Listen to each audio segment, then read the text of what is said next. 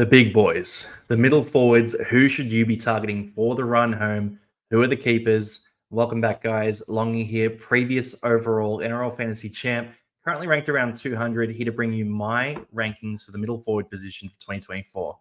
Let's get right into it.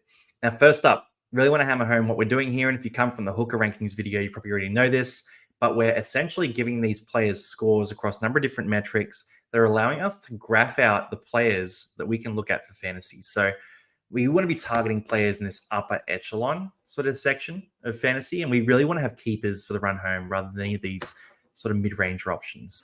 And the first guy off the list probably shouldn't be a surprise to you, Payne Haas with an 89.8. So number one buy score here. He averages 62.1 when he plays good minutes in the middle. His consistency score is a 95, which is massive.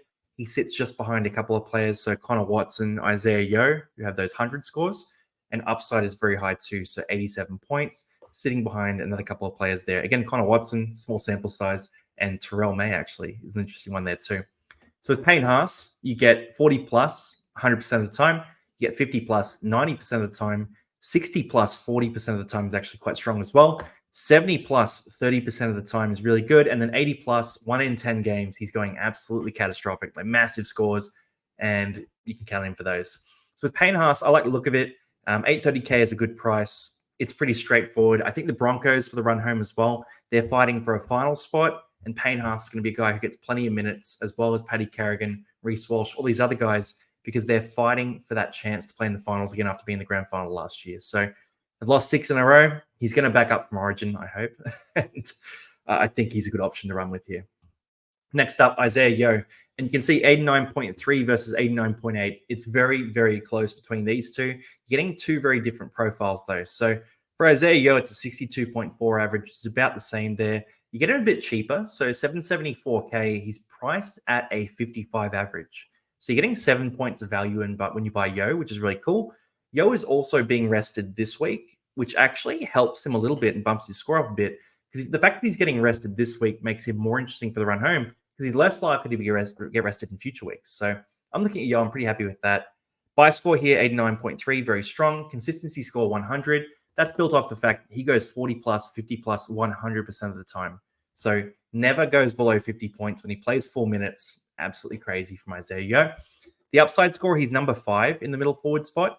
And look, that 67 is okay. That's absolutely fine. But it just reflects the fact that he never goes 80 plus, and he only goes 70 plus about 21% of the time, when compared to Payne Haas, it's about 30% of the time. So just keep that in mind. I will say here too, his total rank is number 2. So Payne Haas, Isaiah Yeo are actually the top 2 players to target when we look at the data from 2024 out of all positions. So they're the 2 that I'm really going after, as well as this next guy as well. Connor Watson. Now, this one's a bit riskier, but we've only got 4 games of sample size, which means don't go too crazy looking into the data. I think we've seen enough to know that this is legit, by the way. So I'm including him without any reservations. But is he really 100 consistency, 100 upside? Is he really going to score 80 plus 25% of the time, 70 plus 50% of the time? 100% of the time go 50 plus. I don't necessarily think so, but I think the upside there is worth taking a gamble on. So 786K, it's a good price. And you can see that he averages 70.5 when he plays that big minute role at lock. That's 14.5 points of value. So he's priced at, I think it's about a 56 with that price. And you're potentially getting a 70-point guy here. So Connor Watson, he's number 1 in consistency, number 1 in upside. Buy score is number 3, just because I've factored in a few things. So job security, Trent Robinson can make changes. His job security is still quite high, but it's not as high as Isaiah Yeo or Payne Haas. Injury risk, so he has had a few injuries this year. I have factored that in as well. And then the potential for resting. The Roosters are going fantastically well. And if Connor Watson does pick up a niggle, they have so many middle forwards that they might give him a rest too. So factoring all those things in, he comes in as number 3 buy for me. But if we jump back to the big graph, they're the 3 guys that have seen that top section. So consistency in particular, they are rock solid in terms of their consistency. Upside is interesting too. We're going to talk about Terrell May, Koloamatangi, Fanua Blake, McInnes, Murray, Pat Carrigan, all these guys as well, and where they sit. But that really is my top 3 options. So if you can only get 3, they're probably the ones to target. Next up, number 4, and this might surprise you guys, but Terrell May, he's currently ranked, according to the data, by the way, number 12 overall out of all fantasy players, and he's ranked number 4 out of middle forwards. So, Terrell May is probably one of those first guys that we're picking on our bench if you follow the data. And at 731K, you got a bit of value here. So he's priced at about a 52. You're getting about a 60 average out of Terrell May when he plays 40 plus minutes. Now, that's a pretty low metric. I think I made it 30 plus minutes for Terrell May. So when he's playing decent-ish minutes, you're getting massive scores here. You've got, on the data here, 40 plus, 79% of the time isn't crazy good. 50 plus, 71% of the time, again, isn't crazy good. But the big thing here is he's going 70 plus 21% of the time. He's going 80 plus 14% of the time. So that's where the upside comes in. That's why his upside score is at a 95, because he's number 2, just behind Watson, by the way. But he's number 2 in upside there, and potentially could be number 1 if you factor in the fact that Watson hasn't played as many games there. So the upside potential of Terrell May is so big that even with a 7th place consistency and with a relatively insecure job security, he's an option that you can look at as a big scorer for the run home. So I'm a big fan of Terrell May. He is at the top of tier 2. And if you want a pod, he's that upside pod you could look at. Next guy here, we got Ruben Cotter, and look, 77.8 by score, very close. So 78.6, then 77.8. It's all quite close in this section. But he's number 5 here. He averages about 54 when you get him in the starting spot. Consistency is a 73, which is 8th place, so not fantastic. Upside of 49, again, doesn't have those big scores, so you can see on the numbers here, he's only going 50 plus 53% of the time.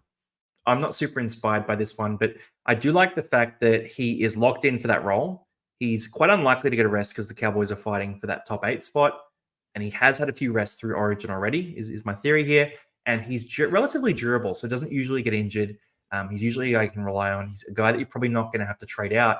And I factored in here too that a lot of you guys already have Ruben Cotter. So if you're looking at him as a potential sell option, you're not getting that much of an upgrade. So 77.8 is pretty good. Unless you're selling him on for someone crazy good, I wouldn't do it because he is ranked number 15 overall out of all players. So that reliability is worth quite a bit when trades are at a premium. Comes in at number 6 in that metric. His consistency score is a 79, so number 6 there. He's number 4 in terms of upside capability, so has some big scores in him. And you can see that here. He's gone 80 plus 14% of the time when he has played at lock. Now, the risk with Koloamatangi and the reason why he's not higher on this list is I don't really buy into the job security for Koloamatangi. So I worry about this with a few of the South players, but I'm looking at Koloamatangi and I think, is he going to stay at lock and is Cam Murray going to stay on the edge? Now, my view on it is, and you guys play a drinking game when you hear me say this, but Cam Murray, I reckon he's the best lock in the comp. So I can't see why South wouldn't be playing him there. I think Koloamatangi is a fantastic edge forward as well. But at the same time, they're both guys who can interchange, so they could stay in these spots. It's just a bit too much risk when you're paying 767K, even though you are paying for this 62.8 average and getting 8 points of value because he's priced at a 55. Anyway, that is a summary of the middle forwards. So my summary here is I reckon you target Connor Watson, Payne Haas, Isaiah Yeo as your top priorities.